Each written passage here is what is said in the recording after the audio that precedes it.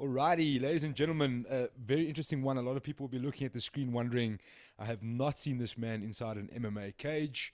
That's because he has not been one to the best of my knowledge. Barry Bridges, welcome to the show, buddy. How are you? Alistair, I'm good. How are you doing? Fantastic, man. As good as can be in all of the chaos around the world, I guess. But we are here. We are recording podcasts. We are alive, and everything is okay for now. Yeah. So, Barry, I think obviously, like I said, a lot of people will be looking saying this is not a man that I've seen inside EFC Octagon, especially. So, for those who are wondering who you are, you're a sleep coach. Am I Yeah. right? First off, is that the right term to use?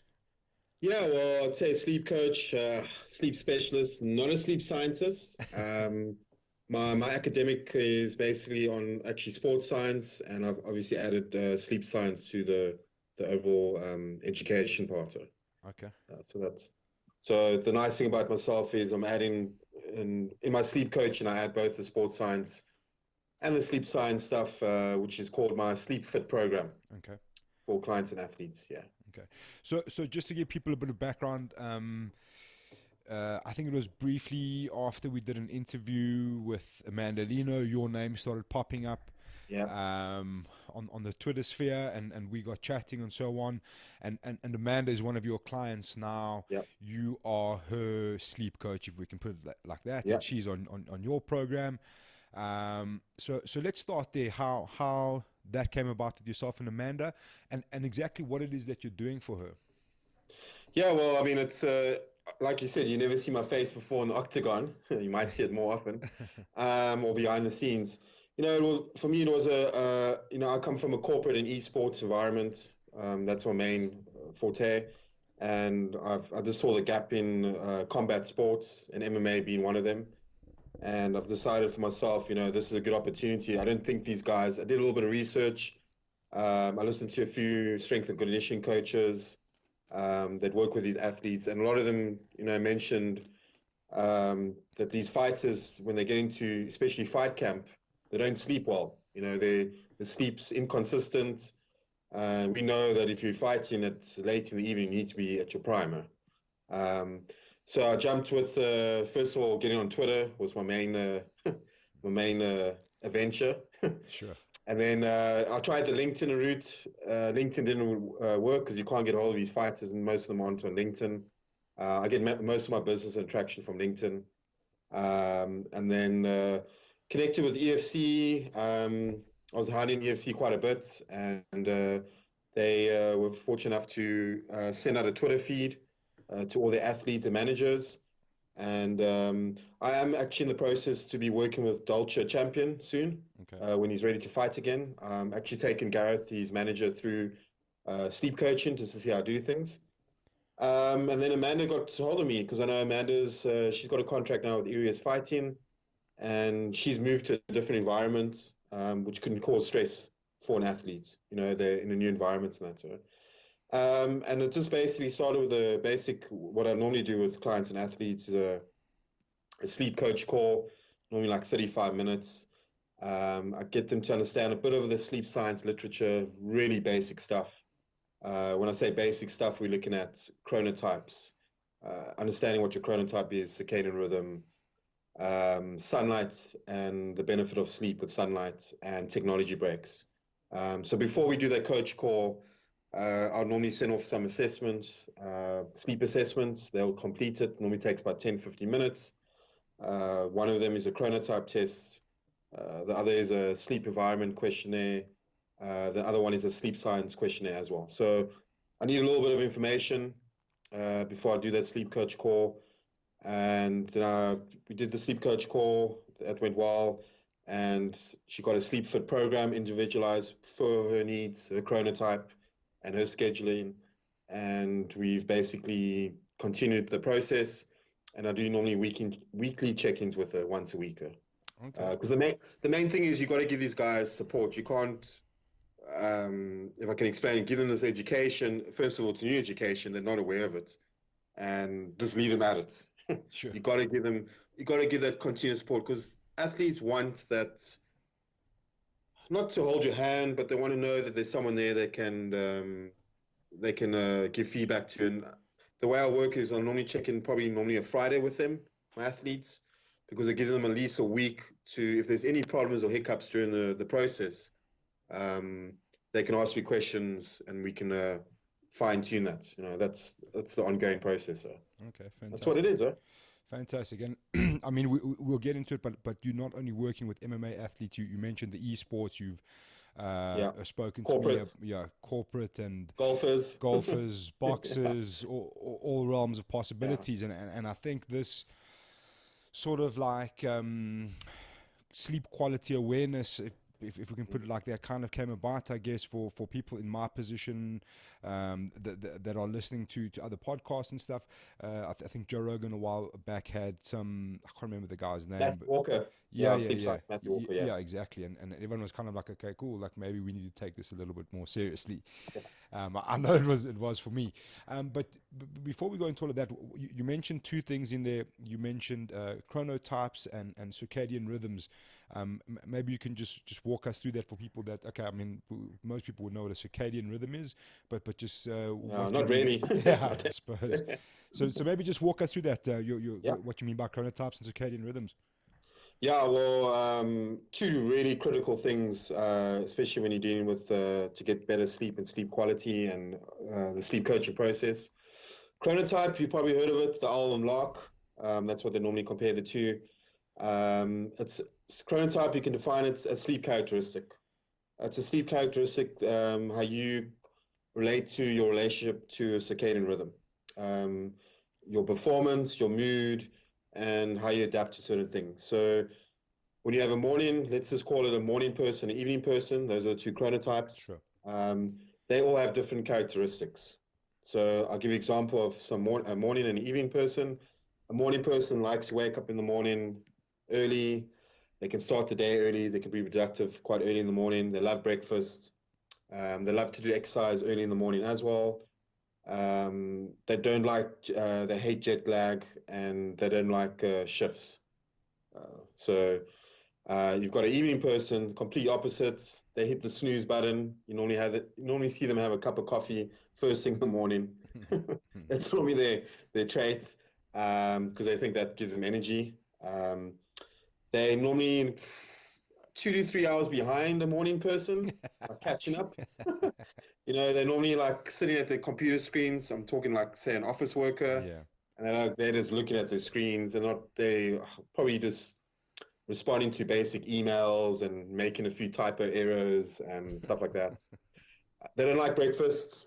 They don't want to have breakfast. So they'll have coffee as part of their breakfast. They'll eat normally a later lunch. Um, they like to exercise more late in the afternoon, evening, and they love jet lag and they love shifts. So those are like the two finer characteristics of chronotypes. Sure. Uh, so my goal is with fighters and athletes is to make sure their chronotype matches their schedule, their daily schedule, whether it's physical training, work schedule. That's my one part of the sleep coaching. Okay. So going back onto circadian rhythms, well, if you type in a browser circadian rhythm, you'll probably get a nice infographic. It'll be like more like a shape of like probably like Earth or something. And circadian rhythm is just basically a 24-hour biological process that happens through a light and dark cycle. So when we look into our browser, we'd probably see a light cycle. We will see certain things happening. And when we say biological functions or processes, we mean hormones being released, alertness, um, the blood pressure goes up, blood pressure drops, body temperature goes up, body temperature drops at certain times. You look in the evening cycle, it's like stay away from the caffeine, um, take away blue lights, and then we allow melatonin to creep in. Melatonin, we know that's our sleep hormone that gets us ready for Sure. sleep recovery. In the light cycle, we release serotonin, which is a happy hormone. So the problem with the evening person is when they start a morning schedule shift, or they're going to sparring or skill work at the MMA gym, they still in that melatonin phase. So if you're taking a evening chronotype straight into a gym environment first thing in the morning, they're just like in that sleepy phase still. Sure. And what it's going to do, it's going to have an impact if they're learning a new skill set with their coach, sparring coach, or grappling. They're going to be prone for injury. So, I mean, a simple thing to do is to get that sorted out is make sure they get sunlight before they hit that gym session. Simple. Okay. Yeah. Fantastic. Um, in that, while we were talking over the course of the few days, you mentioned a pretty cool example. I thought you could try and explain that. You spoke about Tony Ferguson and like Oh, the mannerisms that you saw him and those kind of things. yeah. And just explain to me what you were explaining to me about Tony Ferguson and what you saw about his chronotypes and maybe what could have gone wrong for him. Yeah, well, look, I'm taking a guess, and I hope Tony doesn't follow me on Twitter and that. Look, just give an example for, let's just say, two fighters. First of all, you're going to pick up with movement ability. You know, when a guy's really getting good sleep is where you're going to see it's in his movement. And Yeah. obviously, MMA being a physical contact sport, you're going to see the movement, the striking force, the speed when they duck and dive. I mean, I'm not an expert in the coaching aspect of it, but you can see it from an eye point of view. So if we take example of Tony versus Gaethje, if Gaethje was an evening chronotype and Tony was a morning chronotype, Gaethje will have advantage. Sure.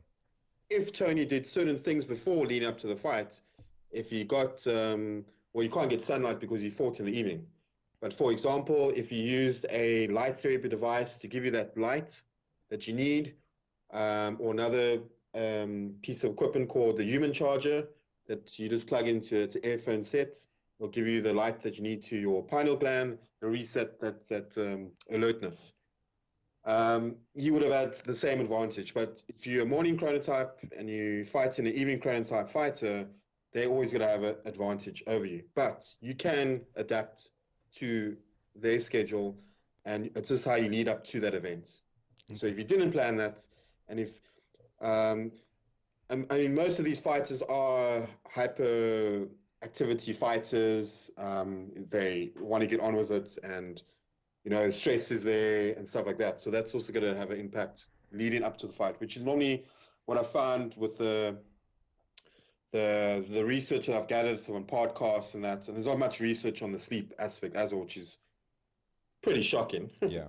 See that this is a concussion sports. They get hit to the head. So when they get hit to the head, the brain takes effect, and that we need to understand that the brain controls the sleep as well. So any impact that we have to our head. So I think that would be a comparison.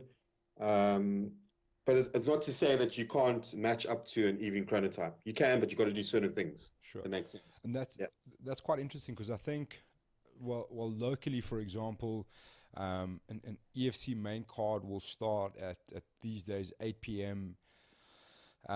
If the card goes on a bit long, the main fight will start maybe anywhere between 9:30 and 11 o'clock, maybe even a bit later by chance. I mean, back in the day, the main card was only starting at 9:30, and that was like back in the day, last year. So the main fights were getting up to like 12 o'clock, maybe 1 o'clock in the morning. And I mean, to have to go through that sort of physical exertion at that time of the night. Yeah. I mean, you try and go run a marathon at 12 o'clock at night, you know what I mean, from a sitting still position. So it's quite interesting. So you mentioned a couple of devices there, but is that something you would do, kind of say, okay, look, you're a morning chronotype person, you're going to have to do this crazy feat of sport at 1 o'clock in the morning and fighting another person in hand-to-hand combat. We kind of need to get you ready for that and get you into like a physical kind of peak from a sleeping point of view. Is there more involvement than just getting the right amount of sleep the night before? Because I mean I've been fortunate enough to spend some time with guys in their camp, and especially in the last few days before they fight, and it's, I mean, the guys sleep and they'll try and nap during the day or whatever, but there's no guarantee. I mean, you've obviously got to process a lot through your mind about what's to happen. So what are the kind of things? I mean, obviously you want people to come and join your program without like selling yourself short. What are the kind of things that you would be taking people through to get them ready for that? Well, I think it's a good start would be the lead up to the fight camp, which we want to start as soon as possible. And it starts with an open conversation with their coaches and that, to understand, this is what we need to do. get that extra performance from the fighter. I think you got to get the buy-in from, first of all, the coaches that are going to be seeing them more often than I would, Sure. and then get the buy-in from the athletes. So that when that process starts, we need to prepare leading up to the fight. So that'll be going through the whole coaching process, scheduling, maybe getting them to wake up a little bit later in the morning, just to get adjusted to that certain schedule leading up to the fight.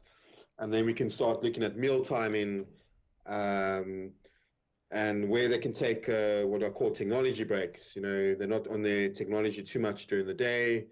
And then sunlight and light is going to be the key for them.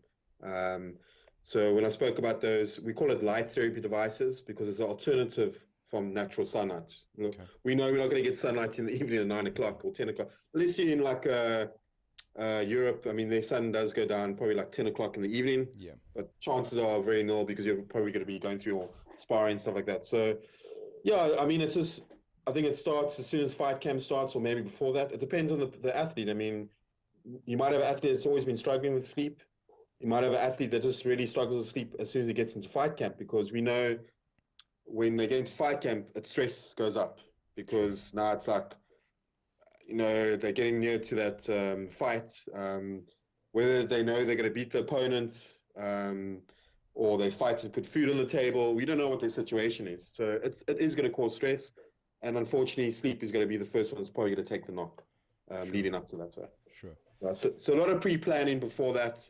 And again, just going back to the sound principles that I spoke to about before, is chronotypes, circadian rhythms, looking at the schedule and how we're going to lead up to that competition. Okay. Fantastic. Well, I mean, obviously, the athletic side is what you're trying to break into, but a lot of people could probably benefit that aren't fighters. I mean, we constantly hear the 7 to 9 hours sleep, and or if only it was to sleep when you said, yeah. If only it was that easy, I mean, obviously everybody has variations. I mean, like, I've got a toddler in the house. Sometimes you get 7 hours, sometimes you get 2. You know what I mean? That's just the way it goes.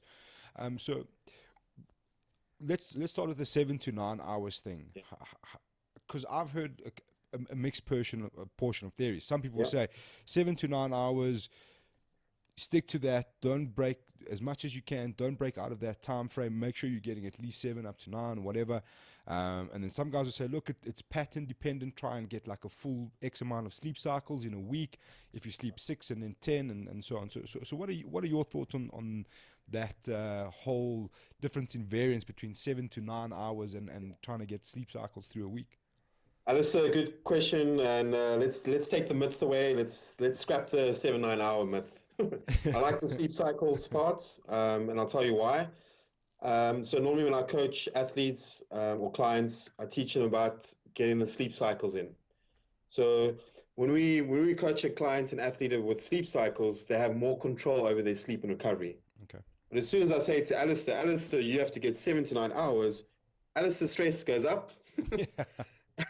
And Alistair's probably not going to sleep, and then Alistair's going to probably look at getting some nice, funky technology watches or wearables to track his sleep. There we go. Apple. And it's going to cause you more stress, and therefore you're not going to sleep. So you're going to probably lie in your bedroom or bed for like 2 hours when you're supposed to get to bed at a certain time, and it's just because of stress.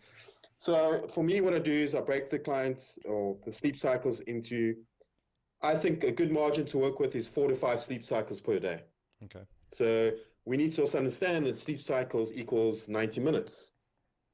Okay, so you're either going to get probably 6 hours with 4 sleep cycles, or 5 sleep cycles with 7.5 hours, which is, you can say, is 8 hours. Okay. The nice thing about that is, if, for instance, you can't get those 4 to 5 sleep cycles, but you took earlier in the day technology breaks, and you took your naps, that adds to your sleep cycle loss. Okay. If that makes sense. Sure. So that's why you can still have recovery during the day while you're awake. It's just when you do it, also based on your chronotype, because we know with the chronotype, going back to the chronotypes, they have a dip in energy and performance at a certain time of day when they're not at their peak. So that's when you do the sleep cycles, it's less stress on the clients and athletes. It makes a bit more sense, and you can play around with it. And the goal is getting 4 to 5 sleep cycles. And then for a week, you'd look at between 30 and 35 sleep cycles. So if they don't make it up, they can make it up during the day with naps, because some people don't want to nap. They've got a busy schedule. Sure. That's fine. But they can make it up maybe in weekends for the longer nap, maybe 90 minutes. It doesn't have to be 30 minutes. And they can make it up with technology breaks, which you're probably gonna ask what a technology break is. Yeah. I want to get into it, but what I want to ask you is, Yeah. so it's 100% correct about the stress, because I think anybody who's tried to like take their sleep seriously has gone to bed, like hit their watch and like set their alarm and been like, shit, I've only got 6 hours. If I fall asleep right now, I got 6 hours, and you end up staying awake for another hour and a half, and so it goes. So I think that's super important. I mean, I've done it 1,000 times, but on the same breath, you've said sleep cycles. How are you monitoring your sleep cycles without a device, without some sort of technology? Well, I mean, the basic tool tracking that I use with my clients and athletes is a sleep diary. Okay. Simple. Okay. Sleep diary, basic sleep data. It's not stressful. They put pen and paper. Um, just way easier. Because there's even coming like it's called orthoinsomnia, and that's based on having these wearables. They're causing more stress. They're causing this insomnia. So a lot of Fitbit insomnia. yeah, orthoinsomnia. Yeah. That's the technical word. Okay. So there's a little bit of research into it. A lot of sleep doctors have dived into this, and they've seen that the wearables are having this opposite effect, especially if we don't know what the data means. They're even causing you to have worse sleep. So, I mean, yeah. It's very interesting. Very, very interesting. The other thing I wanted to ask you, I'm trying to think if it was you who put something up. You mentioned something about the average person takes 15 minutes roughly to fall asleep, and if you're falling asleep a lot faster than that, it probably means that you're sleep deprived. I mean, obviously, there's lots of these little like hints and tips people can find, and I'm just kind of wondering what are the best sort of quick pro tips like that people can be aware of, like, are you falling asleep like lights out, or is it taking you too long? What are the kind of things that are affecting you falling asleep and stuff like that? Yeah, well, I think on average, probably like 15 to 30 minutes. If it takes you longer than that, then you're not getting probably into bed at a certain time you need to be. Because we got to understand, we don't just immediately just fall asleep when we hit the pillow. It does take a little bit of 15 to 30 minutes, as people have mentioned with the tips and that. And it's gonna vary from person to person. Chronotype's gonna have an impact on that, and obviously their schedule during the day is gonna impact that as well. So there's a lot of variables one needs to look at regarding. I think a basic. I mean, I've got a few tips, but a basic tip is make sure you have consistent bed and wake up times first of all. I think that's really key. So make sure during the day, and if it's possible in the evening, go to bed the same time and wake up at the same time in the morning. So that's on itself is a challenge, because a lot of people have kids. They've got like 5 different businesses. So I think that will be the first goal. And that is all a lead up to what are they doing before they lead up to their sleep and recovery. So normally if a client has or athlete has a busy schedule, they've got 5 different jobs they're running, they're trying to manage social media and all that stuff, technology. They're probably going to have, I wouldn't say a bad night's sleep, but they're going to be off their sleep a little bit. So we need to tune that. And sleep is normally determined the way you wake up in the morning.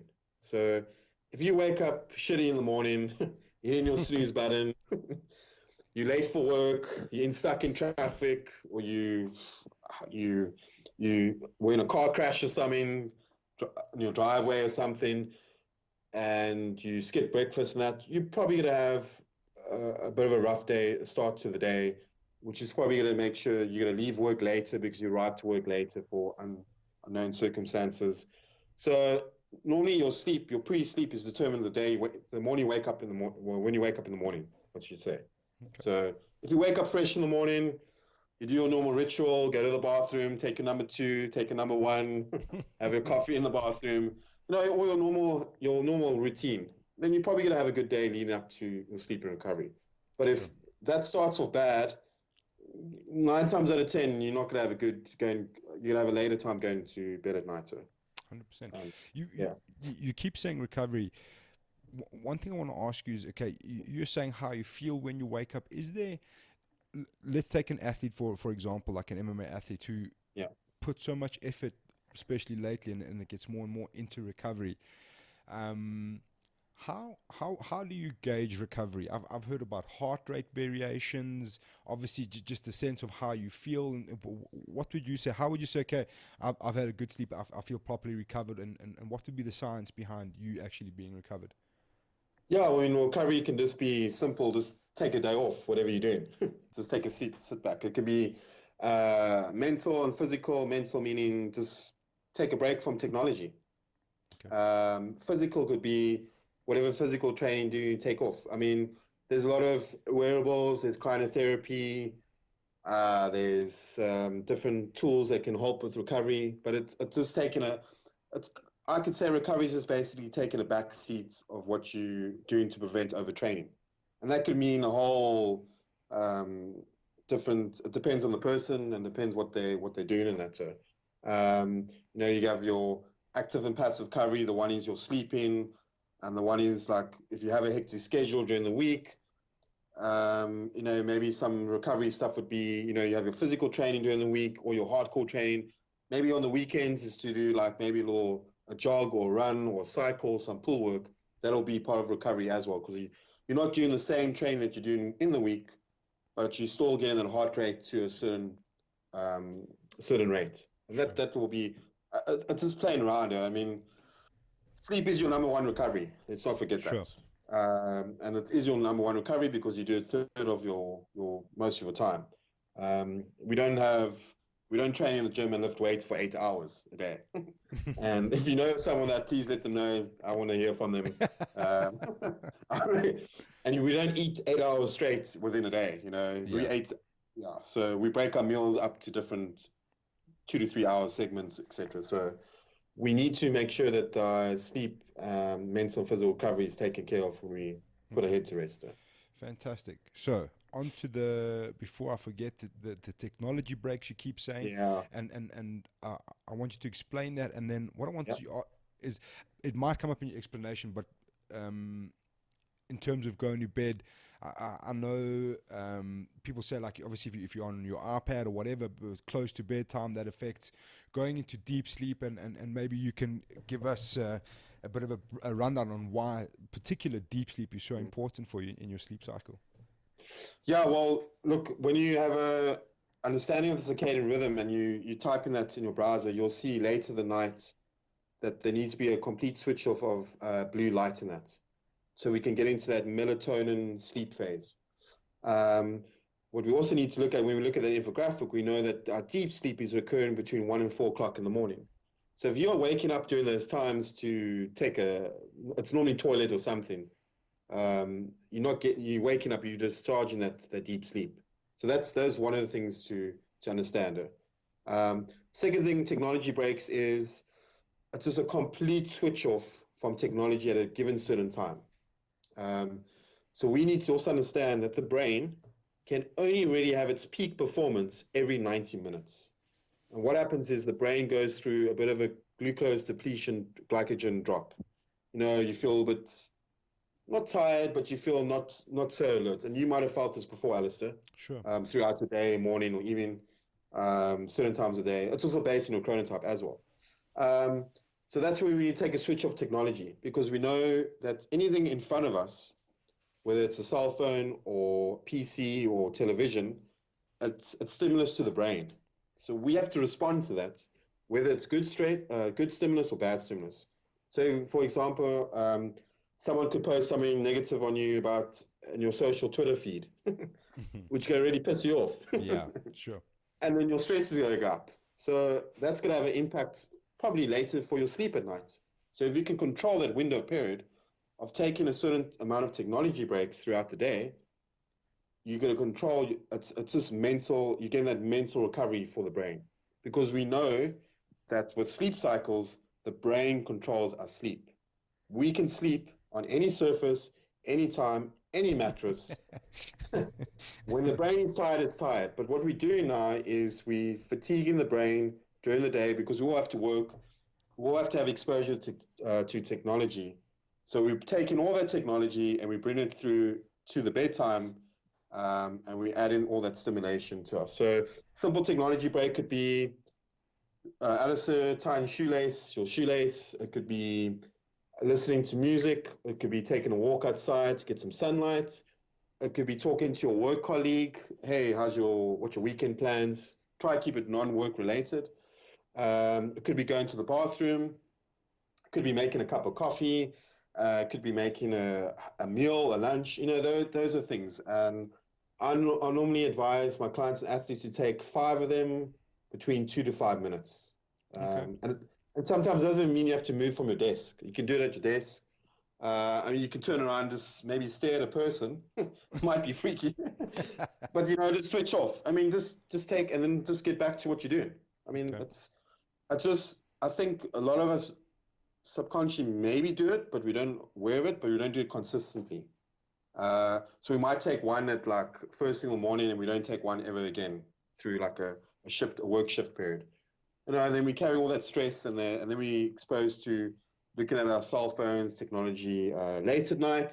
So we've got all that extra stimulus brought forward to us. So the key thing is to really control your day-to-day activity and scheduling, and what you're exposed to. Fantastic. And I just wanted to, on that, because it does have an effect and they kind of lead into each other, the deep sleep pattern and what's kind of going on in that deep sleep, because from what I understand, that's where a lot of the brain regeneration, a lot of the body's recovery is kind of happening in that sleep cycle, and that's why it's so important to make sure that that's being looked after. Yeah, so you'll see when I take athletes or clients through their sleep diary, and when they're starting off the process, whether they're a good sleeper, bad sleeper, you normally notice there's normally a data point of how many times you woke up in the night, or when did you wake up, and there's normally between their deep sleep phases. So we got to make sure that they're not waking up during the time. Now, the causal factors of that could be many things. Three common things is hydration overload. They're drinking liquids too late at night. Number 2, it's oh, there we go. Caffeine. As he sips on his giant bottle of water. Well, you can get away with this one tonight, sir. Caffeine overload, taking caffeine late at night, and then eating processed foods and spicy foods, which will cause you to go to the bathroom in the evening. So that's where you normally see the deep sleep, because as you mentioned, the deep sleep is where the game change happens. It's like almost like you're almost dreaming, you go into a dream state, and there's a lot of physical, mental recovery going from there. So first thing is you got to make sure that these guys they stop waking up those times in the evening. So the first goal is to get them to wake up less times in the evening, and eventually, as they build up and progress in the sleep coaching process, they don't wake up anymore during those times. Okay. We've got to understand that we're not always going to get a perfect night of sleep. Yeah. We've got to just understand that. It's, if I can compare sleep, it's like the stock market. It goes up and down. Sure. One day you're rich and one day you're poor. So, I mean, if I can give you that as an analogy, but we just got to make sure we keep consistent about it.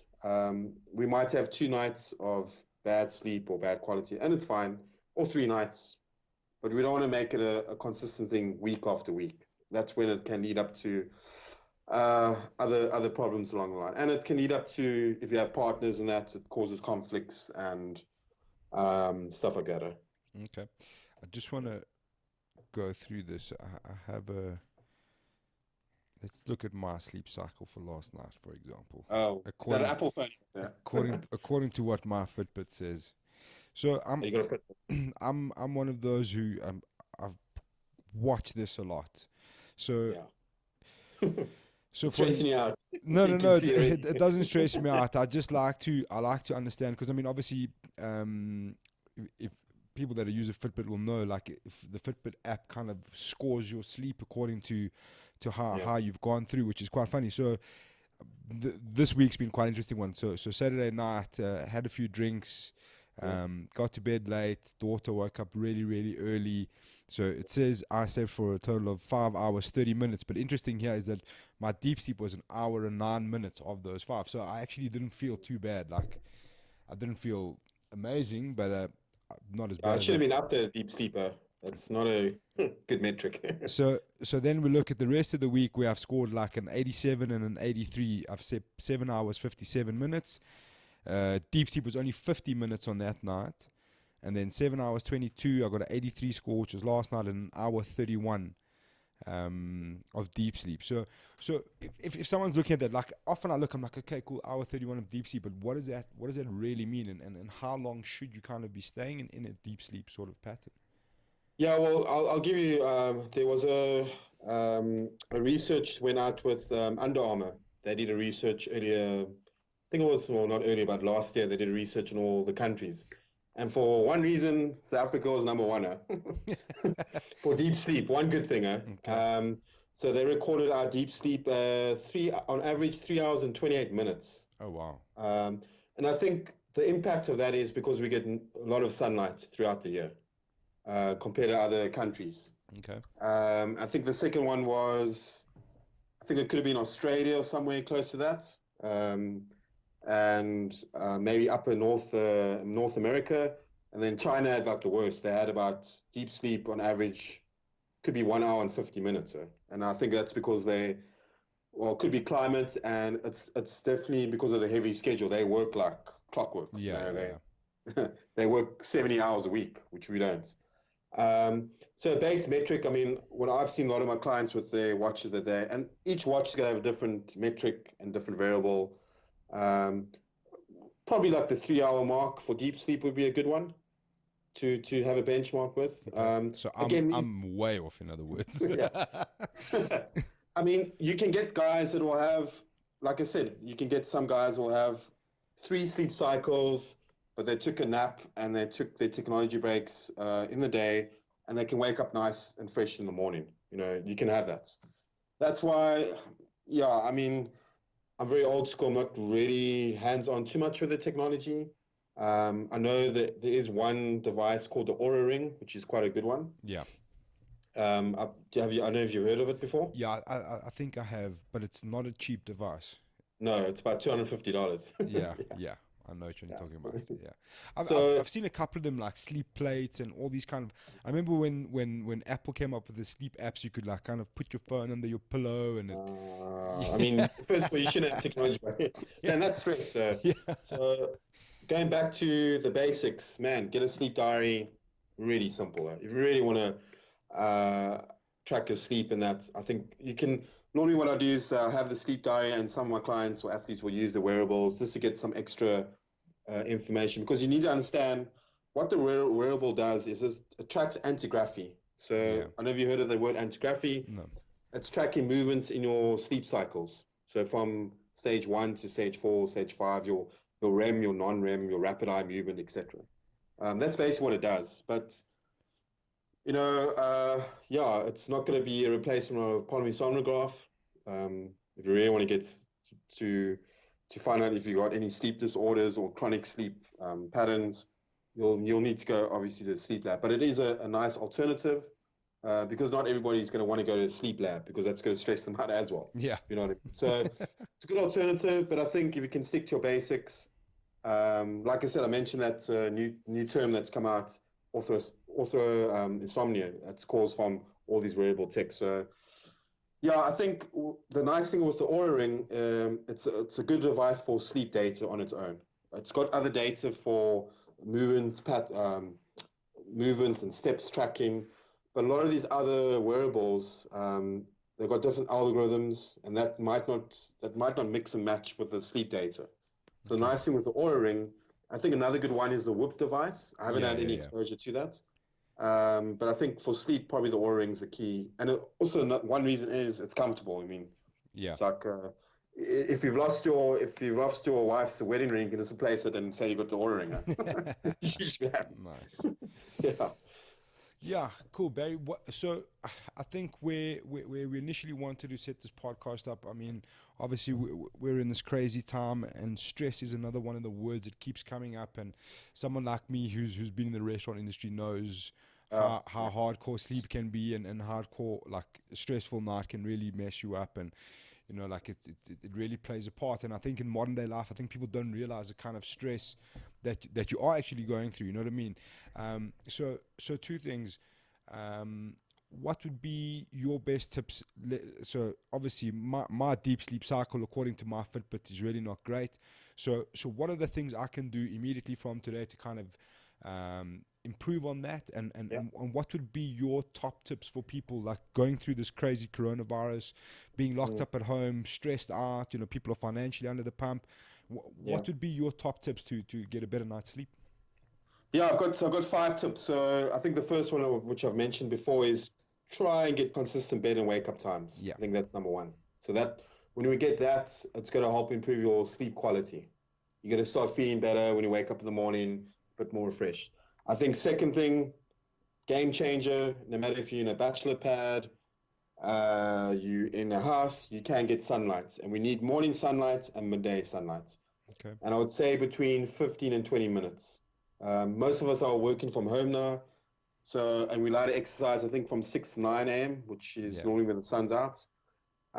So you have an opportunity or window to get either the morning sunlight and the midday sunlight. However, if it is a rainy day and it's a cloudy day and the weather's really miserable in the morning, you can't get sunlight, what a cool device you can do is download what we call a Lux light meter. Okay, and you can get that on Google Play Store.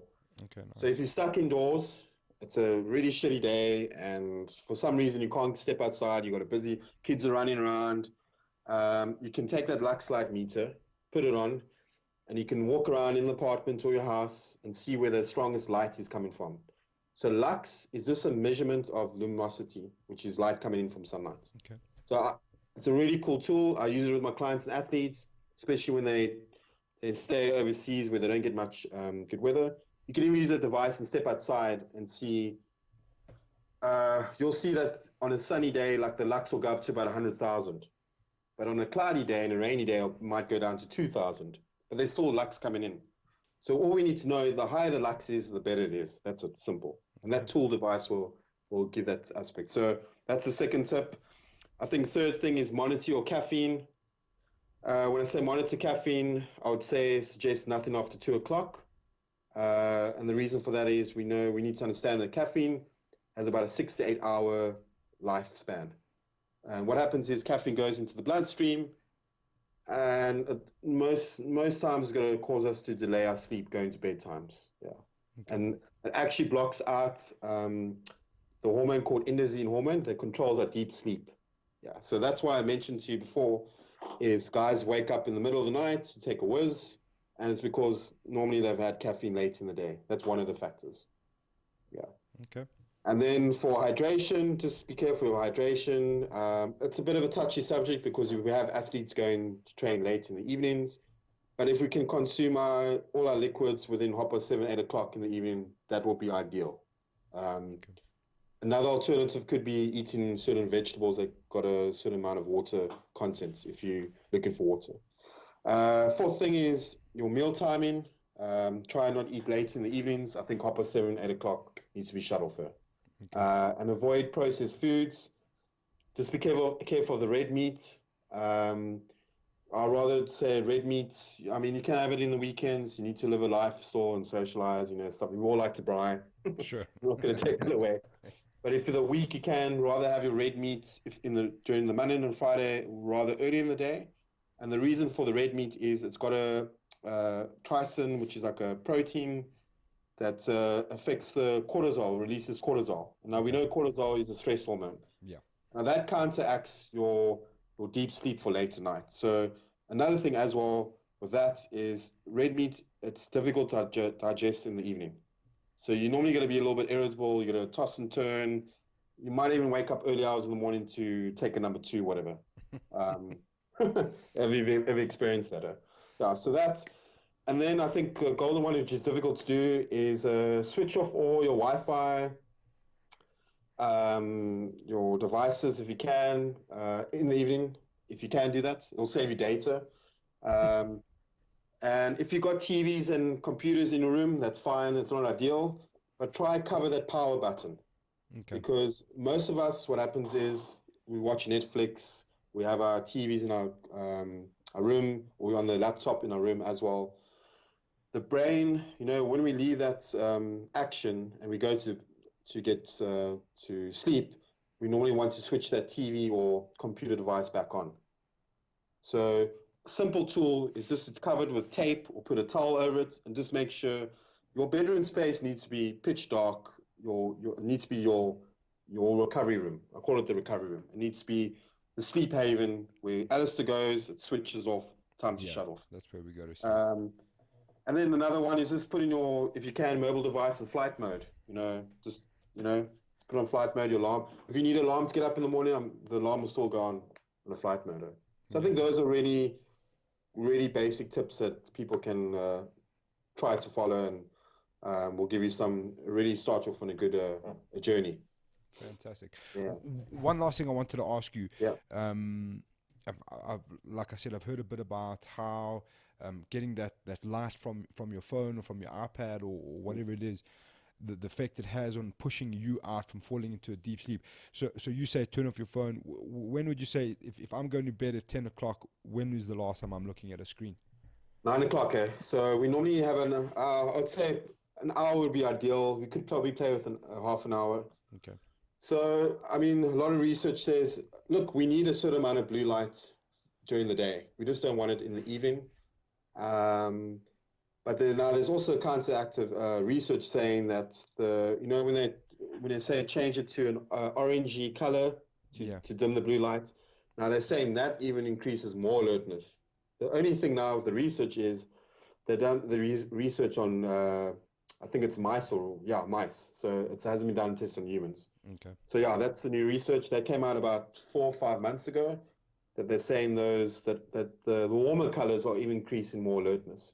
So I would say, yeah, I mean, it's science. There's always coming up with new things.